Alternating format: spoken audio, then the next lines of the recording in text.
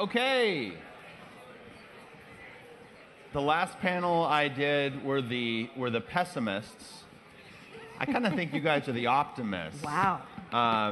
No pressure. So, Daphne Keller, to my left, is the director of the intermediary liability at the Stanford Center for the Internet and Society. She previously was associate general counsel at Google, looking at intermediate liability issues. And then Lee Rowland, over there, serves as lead counsel at the ACLU's Speech Privacy and Technology Project in federal First Amendment cases. She's written a number of amicus briefs, fighting for free speech rights, and they're both people that I really admire in the world of technology and the law. And so, I think what technology and the law seems like they're coming into collision more and more. Tech companies are being asked to regulate what content is online. And I think for a largely non-lawyer audience, could you just get some foundation on what are the basic rules when you have content which is on your network? I'll take the first stab. So I think the first thing to say is that you guys kind of won, in the sense that we have a communications platform 2.0 that makes the First Amendment almost quaint. I was goofy enough to go to law school and think I wanted to do First Amendment work. Sure, you have a women's march or a Charlottesville or a soapbox in a park every once and again, but I think we all recognize that the vast majority of speech that we exchange happens online. And when it's hosted by private companies, the First Amendment doesn't constrain their choices of curating, of censoring, of blocking, of who they do business with. So this really is a space that's governed entirely by norms and the individual choices of people like Matthew, right? And companies like Cloudflare. Sometimes I wake up in a bad mood. Yeah, so. Exactly. And I think we all need to, in the wake of Cloudflare's decision to take down its services for the Daily Stormer, which is a neo-Nazi website, I think Matthew has done us all a service by penning a piece that said, it's scary that I have this power, and I exercised it. And I think we all should be scared, right? At least from a free speech values point of view, we now have a completely unaccountable private medium of communication, which is where all of us as Americans actually do our communicating and talking. And not just Americans, that's obviously globally true. Well, and it's even beyond that. Like there are shields and protections for companies for that, and so. First of all, what is intermediary liability? Like, it's a sort of a meaty phrase, and what is, like, why was that a position at Google, and why is that a position at Stanford? Well, it's a horrible word. Nobody knows what it means. Yeah. If anybody has a better idea, please tell me. It's the set of laws that tell platforms, from Facebook to Cloudflare, when they have to take down user speech because that speech is illegal. And as Lee was alluding to, in the US, for most things outside of copyright, platforms don't have to take anything down, or they can choose to take anything down, and it's entirely up to them. But outside the US, and for copyright in the US, the rule is generally that platforms, once they find out about something and it breaks the law, they have to take it down or face liability themselves. And the problem with that, as any amateur student of game theory might recognize, is the motivation is every time anybody alleges that something's illegal, the easiest and safest course for the platform is always to take it down. And there are reams of research showing that's what happens a lot of the time. So the rules about when platforms have to do this are very consequential for actual practical free speech rights of users on the internet. And we can't, by the way, undervalue how much these rules that Daphne just explained have completely created the ecosystem online that we now know and love and often hate, right? But Yelp would not exist without intermediary liability, without the ability to be immune from lawsuits filed by whoever decides to slander a business on Yelp, right? And any kind of content provider platform, we enjoy access to those precisely because of these laws passed by Congress in the late 90s to make sure that content hosts weren't liable for everything somebody said on their platform. So, in both the U.S. and the EU now, these laws are coming under threat. There's legislation to sort of carve out a portion of intermediate liability and impose that on platforms pending before the U.S. right now. It'd be great to talk about that. And I think that we tend to focus a lot on what's going on in the U.S., but one of the Germany's at the last G7 meeting said one of our top priorities is eliminating intermediary liability. So you're supposed to be the optimists, and you're telling me that we won. Doesn't feel like we're going to be winning for very long here. That was your idea, that we I were don't going to be know, the optimist. Calling on a lawyer for that. Lee said we won, so I was like, oh, cool, we can go home. My most optimistic take on it is that there's an opportunity here for companies, particularly companies that have a deep tie to the United States, as an opportunity to make sure that we don't allow countries like Germany that have much less protective speech regimes to ratchet everything. It's always a one-way ratchet to the lowest common denominator, right? And you mentioned Germany. Okay, in Germany you generally cannot say have a swastika or agree with Nazi ideology. But then you got to put in the Turkeys of the world, right? And Thailand's and China and North Korea, right? If they're actually participating, and you can see how the multinational pressures really do risk this lowest common denominator stuff, where everybody gets to pick off the speech that's illegal in their country. Mm-hmm. And so I really think that companies like Cloudflare have an opportunity, and I'd go farther and say a duty, to uphold some of the values and norms that reflect our First Amendment landscape. Because I think we want to look in ourselves and answer the really hard question that maybe with this many minutes left, it's too early to pose the big question, but do we want a world where Nazis cannot have a website, right? Do we want a world where if you say no, it's a de facto veto on the ability of somebody like the Daily Stormer to be online? And it's not a comfortable thing to talk about because nobody wants to see Nazi ideology. But I will say that I do want the ability to see and find speech that reflects actual human beliefs, because that's how we know it's out there, right? It doesn't benefit us to be blindsided by the private organizing of white supremacists. It doesn't. There's not an upshot for society. Enforcing that kind of purity only hides those beliefs. It doesn't change them. And so I think Cloudflare's and companies like you that are part of the infrastructure of the web, whether it's DNS or hosting services, have a fundamental role in saying, we don't endorse this speech. We're not gratuitously looking at content to see whether or not you're worthy of a URL or hosting security. What we're doing is providing a neutral platform, and it's other people's job to look at that speech, to counter it with better speech, and to hold the people speaking accountable rather than those providing a platform. I think there's also sort of an ugly dynamic between governments and major platforms. Avril was talking earlier about how private companies are taking over functions that historically have been government functions, like running the public square. And that's weird because they're not subject to the constraints that governments are. They're not subject to the First Amendment. They're not subject to the Fourth Amendment and constraints on surveillance. That creates sort of an unfortunate opportunity where private companies can do things that governments can't, but maybe want to. And so pressuring private companies to do them or taking advantage of the fact that they already do them, like collecting user data, becomes a very effective way for governments to get more power than their constitutions would otherwise allow them to have. And as an example of this, you were talking about pressures in Europe.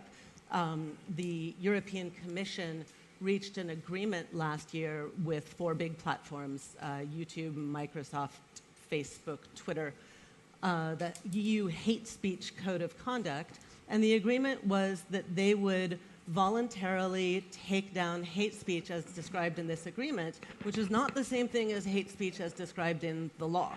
It's going beyond what the law would actually prohibit, or that's how most people interpret it. And they're voluntarily agreeing with the government to take down lawful speech. And many Europeans and many Americans think that's a very strange function of government, to go out and use the cloud of government to get this voluntary removal of lawful speech from private platforms, and to take decisions about controversial speech that could have been litigated through the courts and held to some kind of democratically accountable standard of what speech we want in our societies, and instead put them in the hands of a team in Mountain View or Menlo Park. Or here. Yeah, or here. No pressure.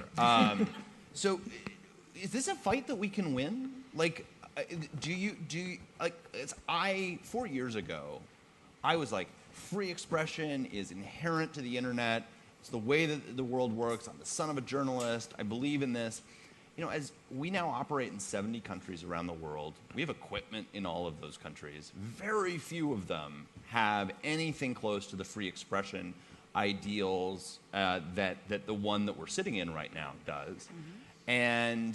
And so they seem like they have said, we're going to start regulating you. Like, don't be evil doesn't translate well into German. It sounds like a joke. And that's a very, very difficult place then to operate from, because we have people and machines and all kinds of things in those places. What's the argument that you think persuades the rest of the world that, yeah, we should be a neutral platform? I'm not sure that I'm optimistic enough to suggest we can convince the rest of the world. What I think is important is that at least for, and I don't mean to sound like such an anti-globalist, but we have to recognize that these borders have real impacts on speech. But I think that at least for American consumers and companies, you know, giving internet access and backbone to American internet users, that we do have the ability to get on a visceral level for people to understand that some things that create the backbone and the infrastructure of the internet are so essential that we don't have this kind of race to advocate for ad hoc moral panics. And what I think of are things that we generally think of as common carriers, right? No one is out there picketing AT&T because Richard Spencer has a cell phone. I don't, by the way, know, I have any idea who Richard Spencer has a cell phone account with. But, you know, let's say it was AT&T or T-Mobile. You don't see people out there in front of those buildings or coming at them like they came at Cloudflare to say, we demand that you deny service to people based on their ideologies. But you have, right? but there are, I mean, we have had a tradition of, like, if you analogize back, newspapers had an editorial perspective, and you bought the newspaper that was the conservative newspaper or the liberal newspaper. Yep. Is the best analogy, is Facebook like the modern newspaper, or are they like the printing press, or what is the analogy that makes sense there? Would that they knew. I think a lot of people, again, particularly in Europe, have an inclination to say, Facebook needs to admit that it's a media company. You know, I've heard that sentence any number of times. And the difference between Facebook and a media company is that the media company hand-selected everything that it published, whereas Facebook is an open platform where anybody can come along and say anything without being policed. In this particular case with the Daily Stormer, if you put up a link to the Daily Stormer and you said something which was supportive of it, Facebook took it down. Mm-hmm, mm-hmm. If you put up something of the Daily Stormer link and you said something that was critical of it, they left it up. That sounds like a media company. So they take down a lot. Yeah. They exercise a ton of discretion and are effectively, you know, taking a political position on questions like that. But that's not the same as saying that, you know, like a broadcaster, they could be legally accountable for every single thing that is transmitted on their platform. You know, with that standard, they could never have an open platform where we can come along and say whatever we want and then maybe they check it later. But I do think that people on a gut level generally hold newspapers accountable for their political worldview, right? And I think whatever the complications of kind of slotting Facebook into our particular, you know, existing analogs, I do think that that's fundamentally different than what you do, right? Which is Facebook already exists as a content review company, right? And sure, they're a platform, but the whole time they've had algorithms and curation in terms of who they're elevating for you to see. Obviously, every one of those is a choice that affects what you hear, who you reach when you speak. It's the algorithm. It's neutral. Has always struck me as kind of horseshit. Whereas you guys, algorithms are made by humans, in fact, right? They don't come down from us on high, right? I mean, they are created and choices are made when they're designed. Does it surprise you there's not a Fox News search engine? Like big American flag, bald eagle, only American stuff. Totally serious. Yeah, I mean, it that actually does. 5%, you'd get 5% of search overnight, and that's a $10 billion company. Yeah, actually, and this has been a kind of a constant conversation in the net neutrality debates where internet service providers have said, look, we don't discriminate. We offer access to all endpoints on the web, and that's what we'll always do. But we want the right to not take you to a certain website, right? And so there really has been this open question about, can you have a bespoke ISP, right? Will it work in the market? Can you have the Disney ISP that makes for damn sure you never see porn?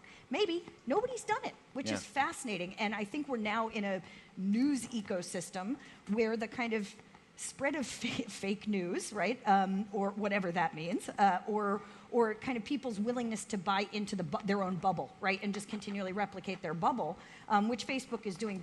Perhaps people are less honest about the bubble they're creating by doing that. There actually does seem to be enough of a demand that I am a little surprised that no one has kind of tried the politically bespoke ISP. I only want to see Republican search results. But I think the fact that there isn't a Fox News search engine is really important for these public forum conversations, because a lot of the people who are saying, wait, Facebook shouldn't be able to kick off my political speech, or Twitter shouldn't, or whatever, they're saying the only place to reach my friends is on Facebook. There's not a competing place to go that is equivalent. And people say the same things about search engines. As a former Google lawyer, I have no opinion on that. Yes. But it really matters whether there's someplace else to go. And if there were a place to go to be conservative, and a place to be liberal, and a place to like cats, and a place to like dogs, that would be one world. But if there's only one place to go, then it's easier to imagine having some government-like obligations on them, which I think is the claim that was made about Cloudflare in the Times today or yesterday. That is the question. Is there a scale? Like, we have the right to kick anyone else off. You sure do. Is there any scale at which you would think maybe it's not the right time? I mean, Steve Bannon is sort of proposing that giant internet companies should be regulated as utilities. Is there a time at which, in the telecommunications world, we had common carrier status? Right. Is there a time when that's the right way that this should be thought of? Do you get, if you have monopoly status and you are the only place, you are Facebook, and you are the only place to truly be able to reach that audience, does that mean that you have a different set of obligations? I don't think that works. I think we could apply that logic to your business. No offense, and sort of say we're going to take away your discretion to kick people off because you're part of the infrastructure and people need that. But for the service that something like Facebook or Twitter or Google offers, the service is creating a community that people want to come to, and they want to come there because it's not full of dick pics, and it's not full of hate speech, and it's not full of bullying. And so without that kind of curation, effectively, they would no longer have the value proposition for their users. People wouldn't want to be there. So that suggests that there should be different. I mean, you again suggest we should be a common carrier, maybe, which I don't think we should. But if that suggests that there are different rules depending on where you are in the stack. Do you have any sort of frame? I mean, that's something I've struggled with, trying to figure out, like, what should a registrar do versus a DNS provider versus a browser provider? I mean, Google is an interesting case. They kicked the Daily Stormer off their registrar, but they didn't block them in Chrome. They could have. They block stuff in Chrome all the time. They didn't take them off their DNS service. They didn't take them off search. They didn't pull the search results down. What would be the framework that you would use about where the internet is and is not neutral versus curated? I think I want to admit I may have a cramped view of this because as a First Amendment advocate, we have to remember there are First Amendment interests on the other side. Like you as a private company actually have First Amendment rights to decide, right?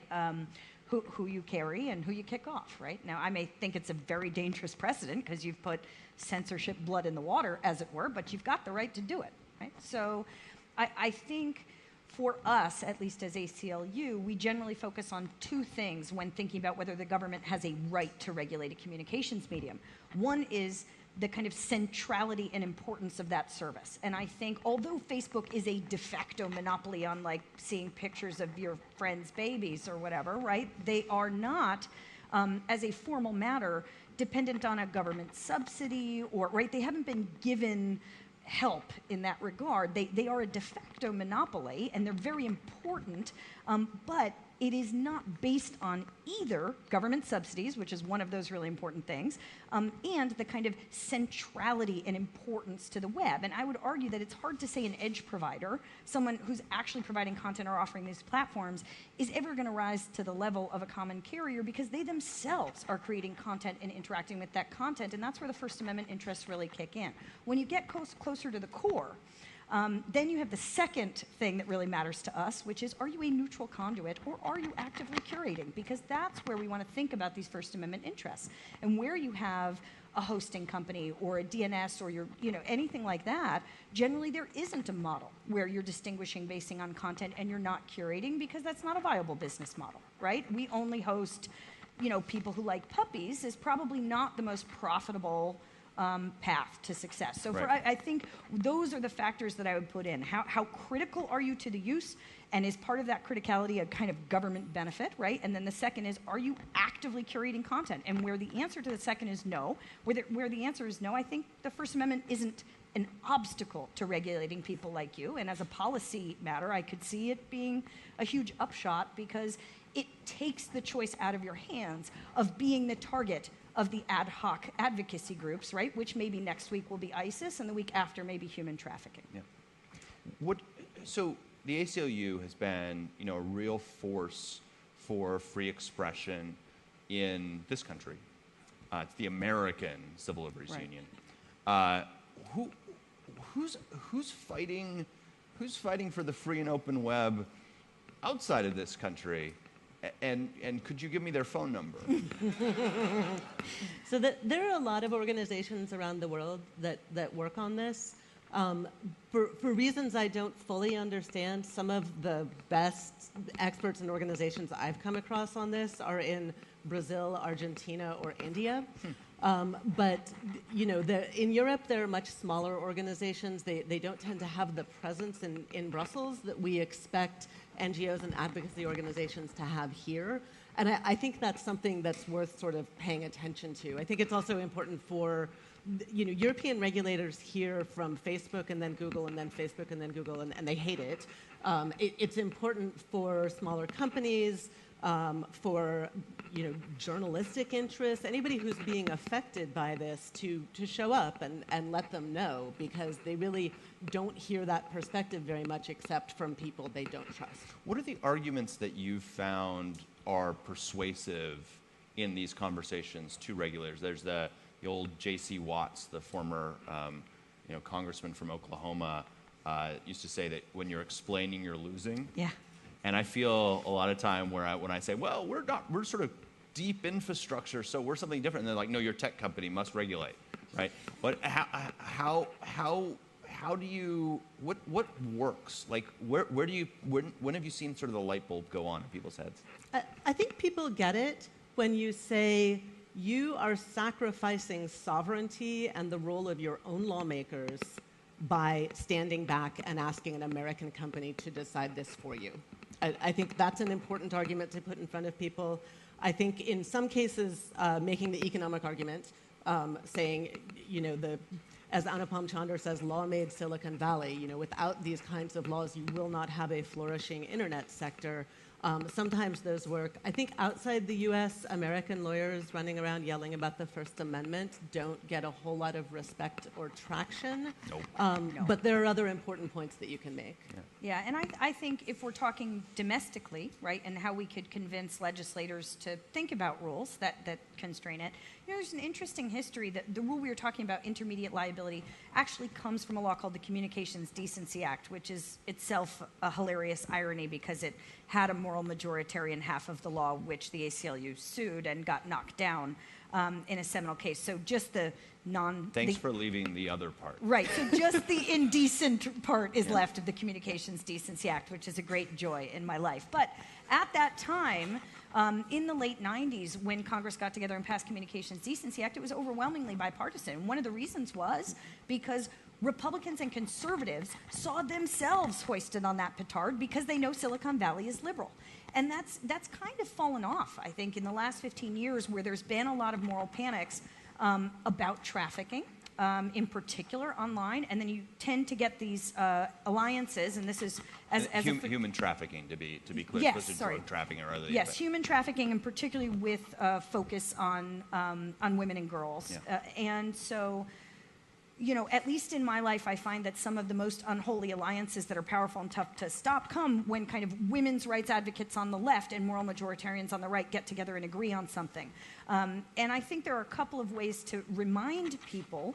And actually, I think your action. This is a piece of legislation which is currently being proposed that would carve out for sex trafficking the intermediary liability protections and That's looks right. fairly likely to pass. It may. I mean, best prognostications are that it might. And this will be the first time since the late 90s that Congress has successfully amended this Communications Decency Act that gave us the intermediary liability and safe harbor. So I think, I'm not going to get too excited and say that we're going to convince people on SESTA, which is the name of this proposed bill.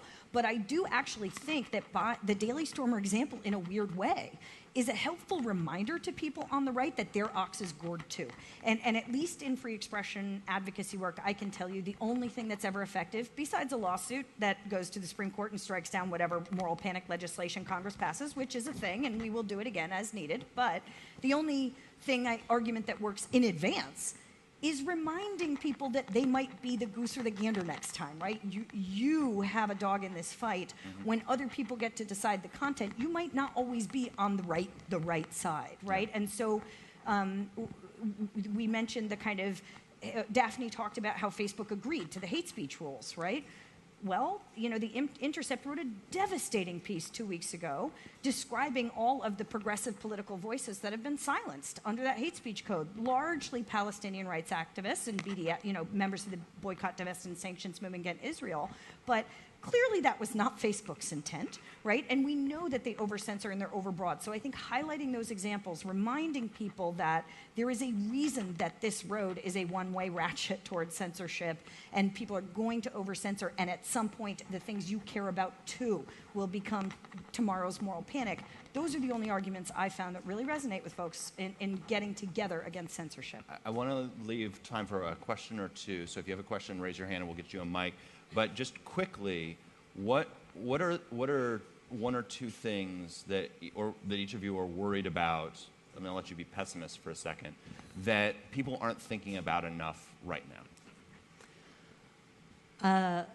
Well, some people are thinking about this, but there's tremendous pressure on platforms to build technical filters to automatically find and suppress content. And there is widespread belief that, if they can build a self-driving car, then they can build technology that identifies terrorist speech. And companies are under tremendous pressure, and they wind up agreeing and saying, yes, we're going to try. We'll build something that does the best job it can. And the result is the kinds of stories that you're seeing in this newspaper today about videos documenting atrocities in Syria being taken down, that were being used by human rights advocates because the machines or the people or the machines plus the people flagged them as terrorist speech. So I think the push for mechanized content removal is one of the most dangerous things. I agree totally. And the one I'd highlight goes hand in hand with that, which is apropos of what we were talking about earlier, that companies, private entities aren't constrained by constitutional rules. Daphne mentioned the First and Fourth Amendment. Well, another big concept is due process, right? And we have the idea in a free society, right? If someone censors our speech, we get to say, hey, wait a second, right? Well, good luck getting an answer to, hey, wait a second, when Facebook takes down your profile or a piece of speech and finding out, what term of service did I violate? Wait, no, actually my breastfeeding picture is allowed. Or no, when I put up that slur, I was describing hate speech that was directed at me this morning, right? Which is happening all the time. People of color literally talking about experiences and being called a slur, and they are censored. So I think hand in hand, the kind of algorithmic ratchet, it combined with the lack of due process, because there's not a built-in advocacy arm, all the money and all the resources are going to the censorship piece and none on the due process. And EFF has done a lot with the Manila principles and other that are really good.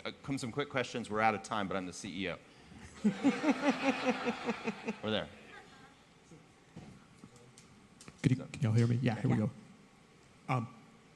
Besides the basic issue about intermediaries making judgments about speech and suppressing speech that y'all have been talking about, there strikes me as that there are two sort of additional dangers above and beyond, possibly sort of cumulative dangers that I wondered if you could speak to. I mean, one is when companies like Cloudflare or GoDaddy or Facebook or what have you, what makes them more or less susceptible to pressure from governments? I know Lee mentioned Thailand or Turkey or Russia or governments with actual policies about sort of speech discrimination or viewpoint-based discrimination. What makes a company more or less susceptible to sort of bowing to the wishes of those countries? And then the second one is the danger of companies colluding on these things. So, for example, this agreement brokered under pressure from the European Commission. As I understand it, it has Facebook and several others essentially sharing a block list or sharing a list of sites or people who should be suppressed, who should be censored. So could you speak to the sort of the additional danger of shared banning?